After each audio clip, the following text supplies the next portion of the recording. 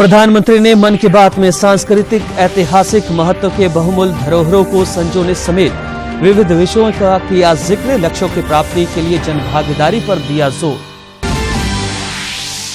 राज्यपाल रमेश बैस ने कृषि कार्यों में उन्नत तकनीक के इस्तेमाल पर दिया बल। कहा, खुशहाल अन्नदाता बना सकते हैं खुशहाल झारखंड। राज्य में कोरोना की हालत पस्त, 510 सक्रिय मामले शेष। देश भर में विशेष अभियान के तहत बच्चों को दी जा रही पल्स पोलियो रोधी खुराक।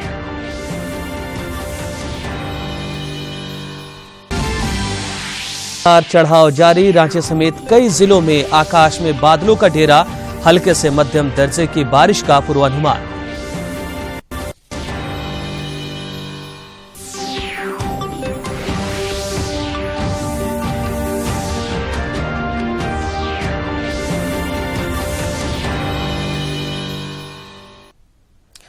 नमस्कार, खबरें झारखंड में आपका स्वागत है। मैं हूं रियाज आलम और समाचारों में आगे बढ़ने से पहले ये संदेश।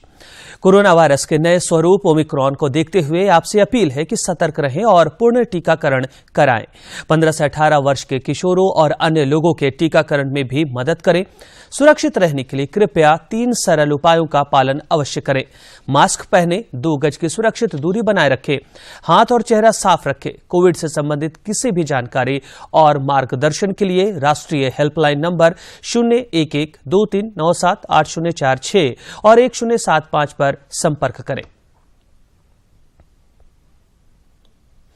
और अब समाचार विस्तार से। प्रधानमंत्री नरेंद्र मोदी ने आकाशवाणी पर मन की बात कार्यक्रम में आज देश विदेश के लोगों के साथ अपने विचार साझा किए। इस दौरान उन्होंने सांस्कृतिक ऐतिहासिक महत्व के बहुमूल्य धरोहरों को संजोने समेत विविध विषयों की तथा लक्ष्यों की प्राप्ति के लिए जन भागीदारी पर जोर दिया। हनुमान जी की प्रतिमा चोरी हो गई थी। हनुमान जी की एक मूर्ति भी 600-700 साल पुरानी थी। इस महीने की शुरुआत में ऑस्ट्रेलिया में हमें ये प्राप्त हुई, हमारे मिशन को मिल चुकी है।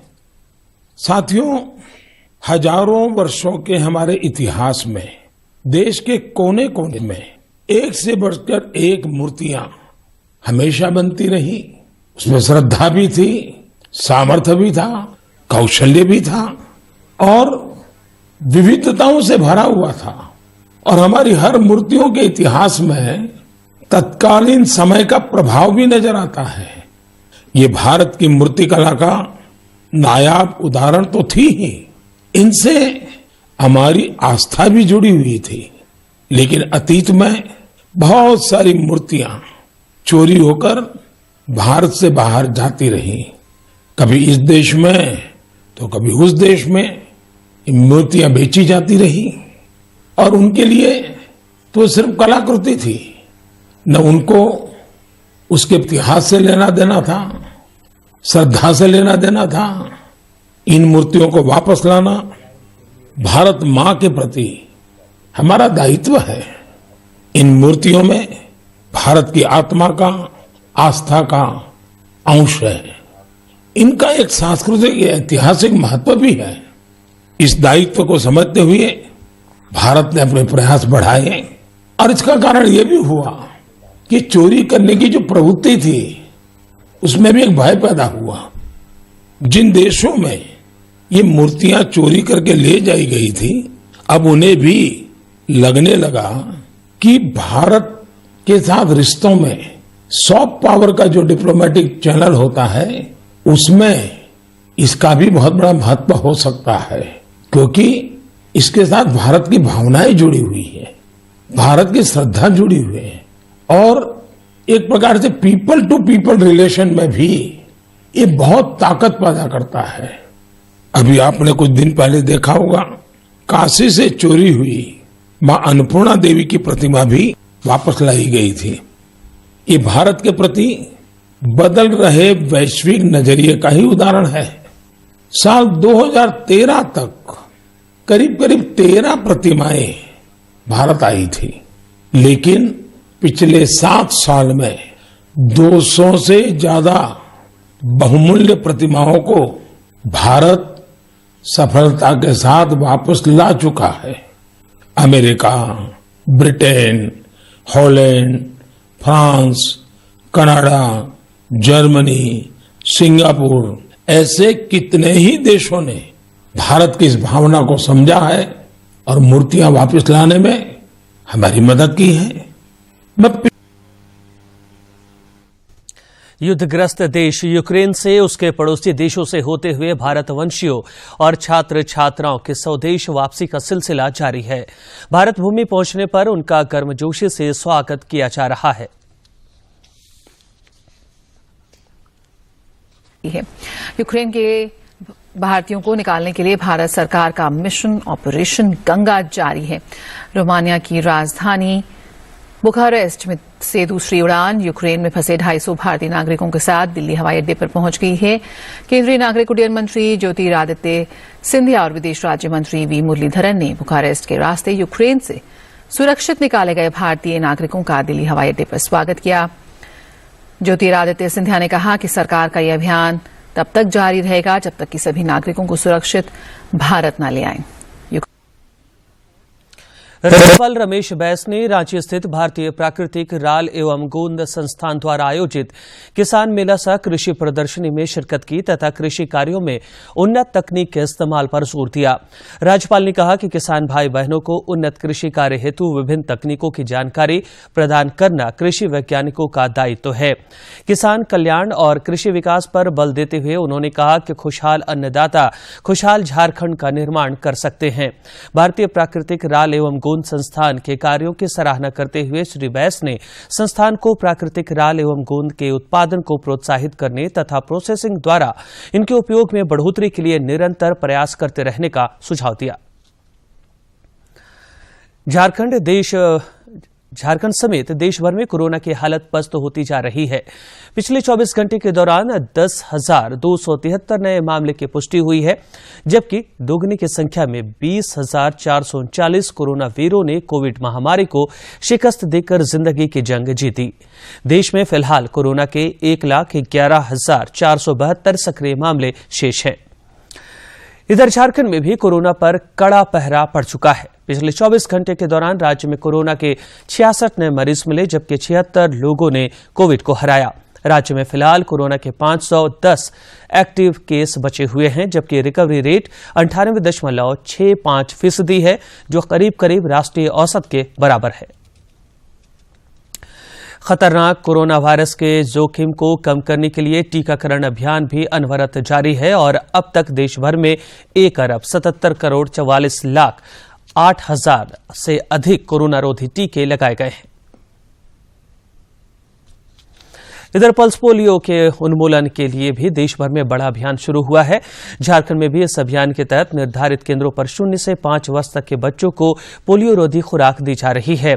बोकारो में भी स्थानीय सदर अस्पताल में विधायक बिरंची नारायण और जिले के उपायुक्त कुलदीप चौधरी ने 3 दिवसीय पल्स पोलियो टीकाकरण अभियान की शुरुआत की।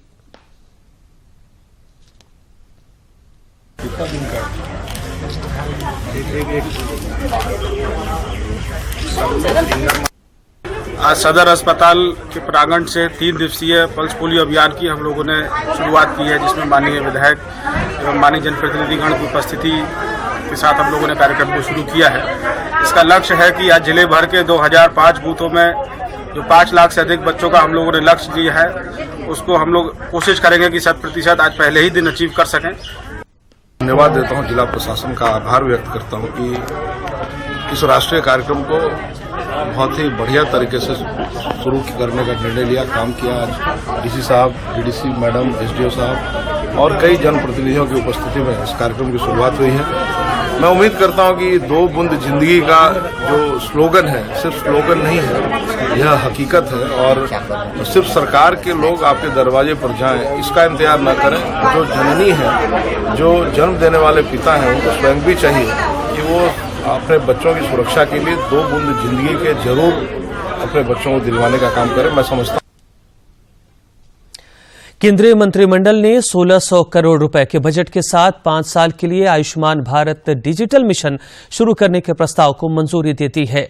इसके अलावा मंत्रिमंडल ने कोयला कंपनियों द्वारा क्षेत्र विशेष के नीलामी के स्थान पर एक साझा ई नीलामी विंडो के माध्यम से कोयला उपलब्ध कराने को भी मंजूरी दी।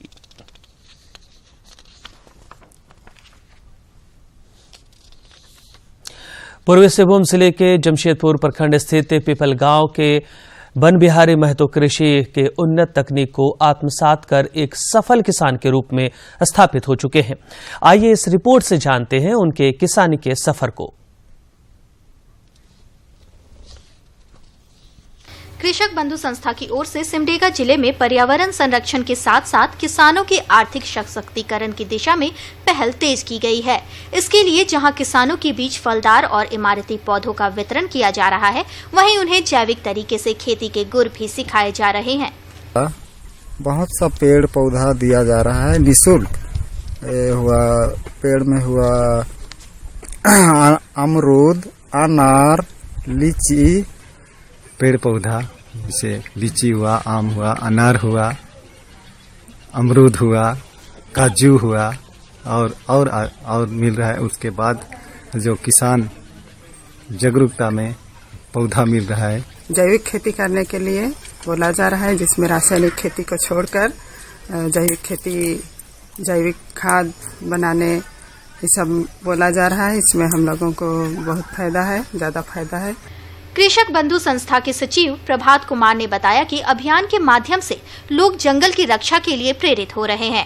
पौधरोपण कर वे भविष्य में अच्छी आय प्राप्त कर सकेंगे। वहीं जैविक खेती मनुष्य और भूमि दोनों के लिए फायदेमंद साबित होगी।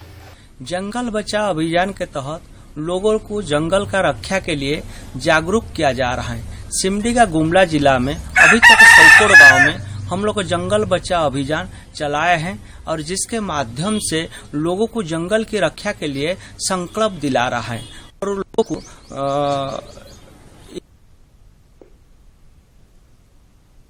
कृषक बंधु संस्था की ओर से सिमडेगा जिले में पर्यावरण संरक्षण के साथ साथ किसानों के आर्थिक सशक्तिकरण की दिशा में पहल तेज की गई है। इसके लिए जहां किसानों के बीच फलदार और इमारती पौधों का वितरण किया जा रहा है, वहीं उन्हें जैविक तरीके से खेती के गुर भी सिखाए जा रहे हैं। बहुत सा पेड़ पौधा दिया जा रहा है निःशुल्क।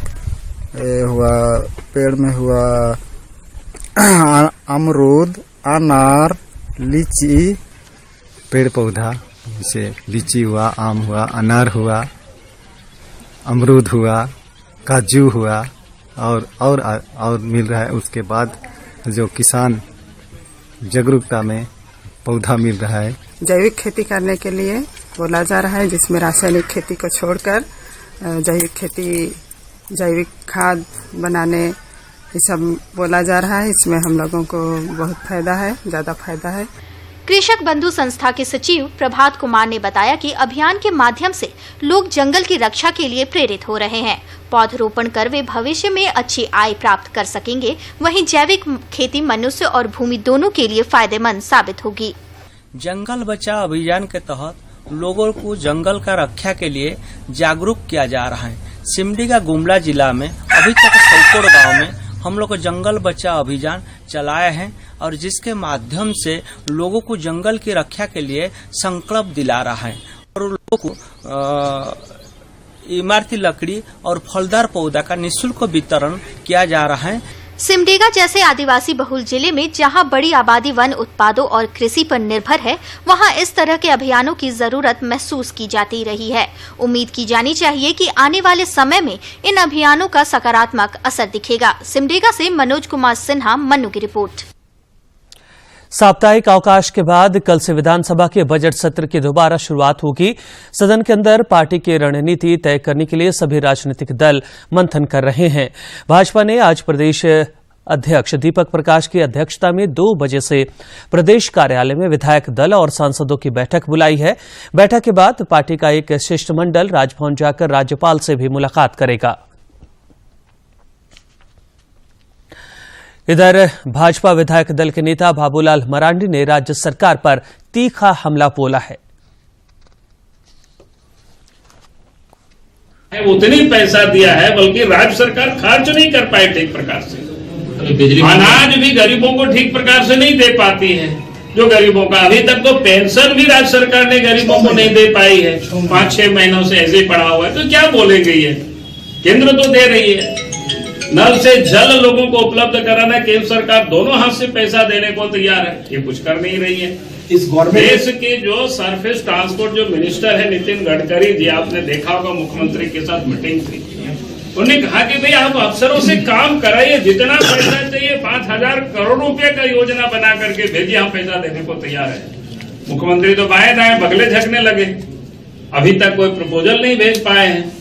ये प्रपोजल भेजे और हम लोगों को भी कहे कि पैसा दिला दीजिए तो हम लोग भी लग करके झारखंड के विकास की, तो करते नहीं, खाली बोलते हैं। ये अभी एक जवान बाबूलाल जी सिटीजन्स फाउंडेशन और रांची प्रेस क्लब ने प्रख्यात पत्रकार पद्मश्री बलबीर दत्त के नाम पर मीडिया फेलोशिप शुरू करने की घोषणा की है।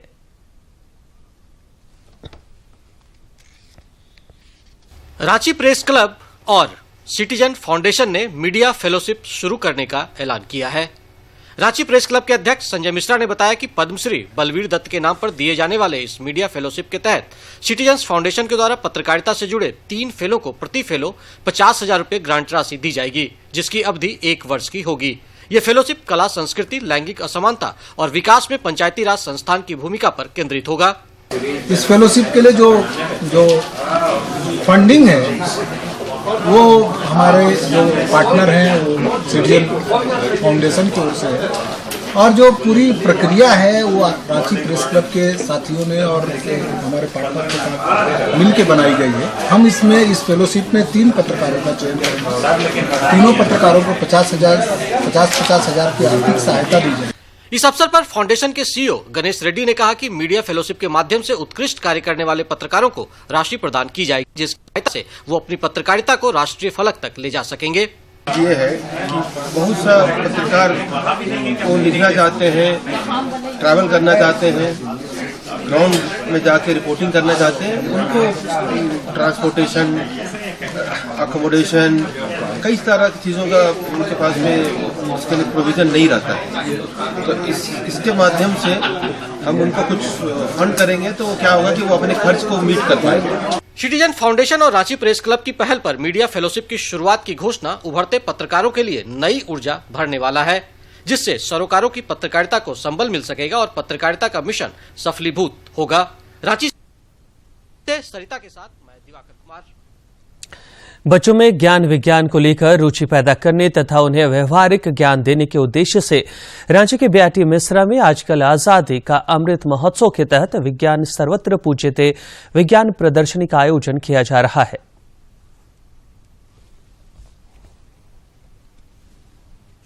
रांची के बीआईटी मिश्रा में 18 मंत्रालयों की सहभागिता और कुछ अन्य संस्थाओं के सहयोग से आयोजित इस 7 दिवसीय विज्ञान प्रदर्शनी विज्ञान सर्वत्र पूज्यते इस फॉर ऑल में बच्चों को काफी कुछ देखने और सीखने को मिल रहा है।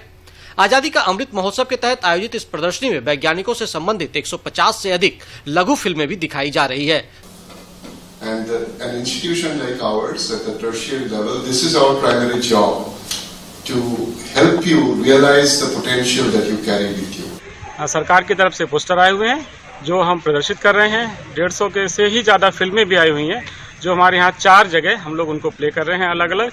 विज्ञान प्रदर्शनी में आने वाले बच्चों को बीआईटी मिश्रा के विभिन्न प्रयोगशालाओं, पुस्तकालय तथा अन्य स्थानों का भी भ्रमण कराया जा रहा है, ताकि वो ज्ञान विज्ञान की बारीकियों और यंत्रों तथा उपकरणों की कार्यप्रणाली को ज्यादा नजदीक से समझ सके और उनमें वैज्ञानिक सोच पैदा हो सके। The tour was pretty informative and interesting. We were taken to different labs and we were given insights of different branches of engineering. इस आयोजन के समन्वयक डॉक्टर पीयूष तिवारी ने बताया कि प्रदर्शनी में झारखंड के 15 स्टार्टअप भी हिस्सा ले रहे हैं, जिनसे झारखंड के परिप्रेक्ष्य में कुछ नया करने की चाह रखने वाले युवा विद्यार्थी काफी कुछ सीख सकते हैं। ये सभी बड़े बड़े साइंटिस्ट हैं, इन सबको सुनने से उनके जीवन में बहुत बड़ा परिवर्तन आएगा और इन्हीं सब कारण से हमारे संस्थान को इसलिए यहाँ पर दिया गया कि हम इसको बच्चों को सिखा सके, बता सके। विज्ञान सर्वत्र पूज्यते के तहत आयोजित प्रदर्शनी का भ्रमण करने वाले बच्चे इस आयोजन की जमकर प्रशंसा कर रहे हैं। उनका कहना है कि स्कूली शिक्षा से अलग उन्हें यहाँ पर काफी कुछ व्यवहारिक ज्ञान मिला है जो किताबों में इतना विस्तृत तरीके से नहीं मिल सकता। Motive of this summit is the विज्ञान सर्वत्र पूज्यते, scope for all. I think and I am blessed that the motive that was for that summit, I am participating in that. Ranchi के बीआईटी मिश्रा में आयोजित इस 7 दिवसीय विज्ञान प्रदर्शनी का 28 फरवरी को समापन होगा। उम्मीद की जानी चाहिए कि इस आयोजन से विज्ञान सर्वत्र पूज्यते की अवधारणा बच्चों में घर कर जाए और देश को नए वैज्ञानिक आविष्कारों से वो सुशोभित कर सके। राज मनोहर और अमित कुमार के साथ मैं दिवाकर कुमार। राज्य के मौसम में चढ़ाव का दौर जारी है। रांची समेत राज्य के कई इलाकों में आज सवेरे से ही आकाश में बादलों का घेरा है और छिटपुट बूंदाबांदी भी हो रही है। मौसम विज्ञान केंद्र रांची ने आज राज्य के दक्षिणी पूर्वी और उत्तर पूर्वी हिस्सों में हल्के से मध्यम दर्जे की बारिश का पूर्वानुमान लगाया है। न्यूनतम तापमान में अगले 2 से 3 दिनों तक किसी बड़े बदलाव की उम्मीद कम है। वेस्टइंडीज को घरेलू श्रृंखला में करारी शिकस्त देने के बाद टीम इंडिया ने श्रीलंका के खिलाफ भी T20 क्रिकेट श्रृंखला 2-0 से अपने नाम कर लिया है। धर्मशाला में खेले गए दूसरे T20 मैच में भारत ने श्रीलंका को 7 विकेट से पराजित कर दिया। श्रेयस अय्यर ने 44 गेंद पर 74 रन बनाए, जबकि रविंद्र जडेजा ने 45 रन की नबाद पारी खेली। संजू सैमसन ने 39 रन का योगदान दिया। श्रीलंका ने टॉस से हारकर भारत को बल्लेबाजी का न्योता देते हुए 184 रन का लक्ष्य दिया था। मनरेगा योजना ने गिरिडीह के कुड़ाइया गांव की तस्वीर बदल डाली है और आज यहां बंजर जमीन पर तिलहन दलहन उपज रहा है। गिरिडीह में मनरेगा से ली जा रही योजनाएं किसानों के लिए लाभकारी साबित हो रही हैं, जिसका उदाहरण साफ तौर पर गिरिडीह सदर प्रखंड अंतर्गत पहाड़पुर पंचायत के कुड़ाइया गांव में नजर आ रहा है। इस गांव में पहले पानी के अभाव में बंजर जमीन पर कुछ भी नहीं उपजता था, लेकिन गांव में मनरेगा से बड़े कूप निर्माण के बाद यही जमीन सिंचित होकर अब अनाज उगलने लगी है। यह जमीन जो है बंजर और पथरीले किनारे रहते थे, मगर जिस दिन से मनरेगा के तहत में हम लोगों को सिंचाई कूप मिला तो उस दिन से हम लोग इसमें सरसों की खेती, गेहूं की खेती, आलू की खेती और तरह तरह की धान की खेती, हर एक तरह की फसल इसमें से उगाया करते हैं। मनरेगा की बदौलत सिंचाई की सुविधा मिलने से इलाके के किसानों में खेती बाड़ी को लेकर नई ऊर्जा का संचार हुआ है और वे यहाँ तिलहन दलहन से लेकर सभी फसलें उपजा रहे हैं। जमीन बहुत बंजर भूमि था और सरकार के तहत मनरेगा से कूप मिलने के बाद यह जमीन पर हम लोग पुनः से 3 एकड़ में सरसों, मटर, टमाटर, गेहूं आदि का खेती अच्छे ढंग से उपजा रहे हैं। इधर पहाड़पुर पंचायत के मुखिया पतिया मुर्मू का भी कहना है कि मनरेगा ने गांव की तकदीर बदल दी है। उन्होंने कहा कि इस क्षेत्र में मनरेगा से ऐसी योजनाएं ली गई हैं जैसे मजदूरों को रोजगार के साथ किसानों की भी आय बढ़े। अच्छे लाभ मिल रहे हैं। कुआं होने से सारे किसान बहुत तरह के फसल उगा रहे हैं, जिनसे उनके आय में वृद्धि हुई है। केंद्र प्रायोजित मनरेगा गिरिडीह जिला अंतर्गत पहाड़पुर पंचायत के कुड़ाइया गांव में खुशहाली का बड़ा वाहक बना है, जिसने रोजगार सृजन के साथ मजदूरों और किसानों को नई मंजिल तक पहुंचाया है। गिरिडीह से रमेश प्रभाकर की रिपोर्ट। और अब कुछ खबर राज्य के विभिन्न जिलों से।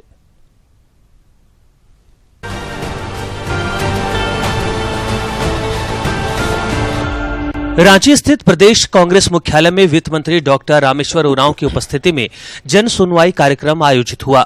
जन सुनवाई के दौरान राज्य के विभिन्न जिलों से लगभग 50 आवेदकों ने अपनी समस्याओं को श्री उरांव के समक्ष रखा। इस दरमियान उन्होंने कई ज्वलंत समस्याओं का दूरभाष पर ही त्वरित समाधान किया और कुछ समस्याओं का पत्राचार के माध्यम से समाधान करने की बात कही। मंत्री बन्ना गुप्ता ने केंद्रीय नेतृत्व के निर्देश पर जमशेदपुर के बिष्टुपुर में जन सुनवाई कार्यक्रम में शिरकत की। इस दौरान उन्होंने जनता की समस्याओं को सुना और उनके समाधान के लिए संबंधित अधिकारियों को दिशा निर्देश दिए। रांची में भारतीय जनता युवा मोर्चा हटिया मंडल कार्य समिति की बैठक हुई, जिसमें सांसद संजय सेठ और स्थानीय विधायक नवीन जायसवाल भी शामिल हुए। बैठक में संगठन विस्तार समेत अन्य विषयों पर मंथन हुआ तथा वक्ताओं ने जरूरी टिप्स दिए। Federation of Jharkhand chamber of commerce and industries के कार्यकारिणी समिति की बैठक चैम्बर भवन में संपन्न हुई। बैठक के दौरान राज्य में पुराने निर्मित भवनों को रेगुलराइज करने के मामले में वृहद चर्चा हुई तथा सरकार से बिल्डिंग रेगुलराइजेशन बिल लाने का आग्रह करने का निर्णय हुआ। चैम्बर ने राज्य में स्वास्थ्य सुरक्षा सप्ताह को शिथिल करने के निर्णय का भी स्वागत किया। कोडरमा जिले के ग्रामों को चिन्हित करते हुए उन्हें स्वावलंबी बनाने की दिशा में जिला प्रशासन द्वारा कई कार्य किए जा रहे हैं। इसी क्रम में उपायुक्त की अध्यक्षता में पेयजल एवं स्वच्छता प्रमंडल कोडरमा अंतर्गत स्वच्छ भारत मिशन की बैठक हुई, जिस दौरान संबंधित अधिकारियों को आवश्यक दिशा निर्देश दिए गए। साहबगंज में फाइलेरिया उन्मूलन के लिए 7 मार्च से 12 मार्च तक मास ड्रग एडमिनिस्ट्रेशन का अभियान चलेगा, जिस दौरान पात्र लोगों को डीईसी और एल्बेंडाजोल की दवा खिलाई जाएगी। मास ड्रग एडमिनिस्ट्रेशन के सफल क्रियान्वयन के लिए जिले में प्रशिक्षण का आयोजन हुआ। उपायुक्त रामनिवास यादव ने सभी कर्मियों को अपनी उपस्थिति में दवा खिलाना सुनिश्चित करने को कहा। कोरोना के जोखिम को कम करने के लिए धनबाद में अन्य जिलों की तरह ही टीकाकरण अभियान अनवरत चल रहा है। आज भी निर्धारित केंद्रों पर टीका लगाने की व्यवस्था की गई है, जिसकी सूची उपायुक्त ने साझा की है। जिले में हर रोज शाम 6 बजे से ऑनलाइन स्लॉट बुकिंग की सुविधा उपलब्ध रहती है। उपायुक्त ने सभी पात्र लोगों से अपने निकट के सेंटर पर जाकर वैक्सीन लगवाने की अपील की है।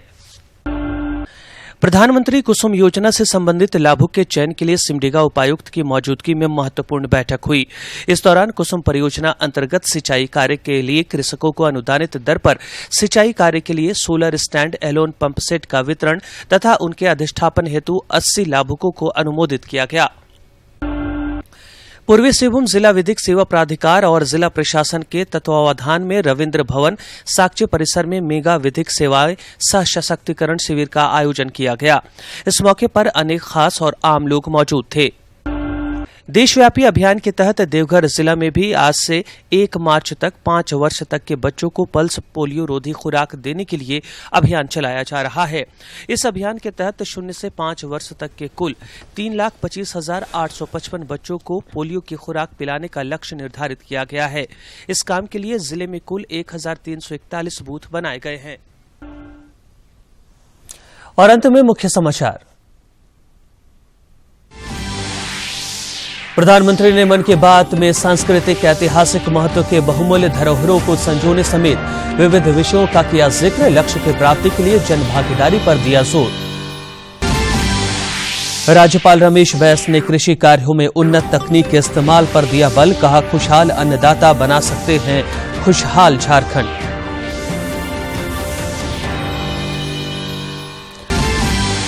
राज्य में कोरोना की हालत पस्त, 510 सक्रिय मामले शेष। देश भर में विशेष अभियान के तहत बच्चों को दी जा रही पल्स पोलियो रोधी खुराक। और राज्य में मौसम का उतार चढ़ाव जारी। रांची समेत कई जिलों में आकाश में बादलों का डेरा। हल्के से मध्यम दर्जे की बारिश का पूर्वानुमान।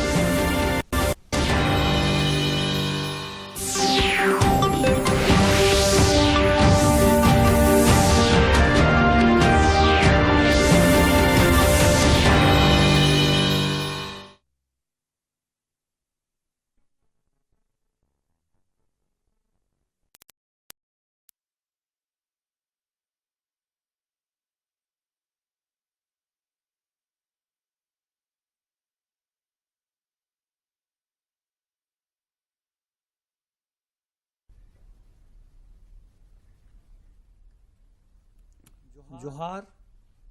उभरता झारखंड में आप तमाम दर्शकों का स्वागत है।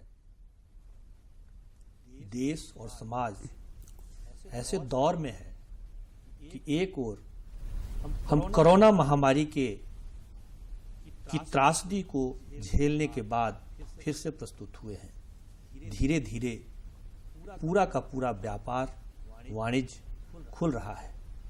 रोजगार के नए नए साधन उपलब्ध हो रहे हैं।